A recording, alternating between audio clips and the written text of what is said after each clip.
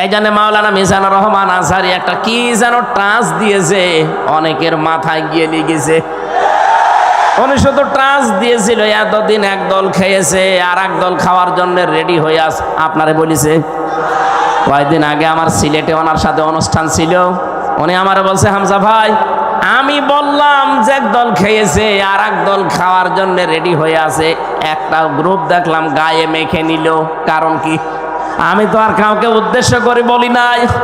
এই দেশে 48টা প্রায় নিবন্ধিত দল, আরো আছে নিবন্ধনের বাইরে, সব মিলে প্রায় 73টার উপরে। কারো গায়ে লাগে না, আপনার গায়ে লেগেছে কোন কারণে? তার মানে অবশ্যই আপনি এরকম কিছু করবেন বলে আশা করি আছেন। গত 2 দিন আগে একজন ঘোষণা দিয়েছে যে 15.5 বছরে কোরআনের কথা বলতে হলে তো অনুমতি নেওয়া লাগতো, আমরা যদি যেতে পারি অনুমতি দেব না। আরে ভাই, আপনি এই কথাটা আগেই বলে ফেললেন, কদিন পরে বলতে পারতেন না? জনগণ তো সব জেনে ফেললো। আপনার যে আশা ছিল, আশায় গুড়ে বালি। কথা বলেন না কেন? এদেশে আর কিছু থাক বা না থাক, কোরআনে কারিম দেশে থাকবে ইনশাআল্লাহ। 4.5 মাসে যদি 15 থেকে 58 হয়ে যায়, আর 4.5 মাস যেতে দেন।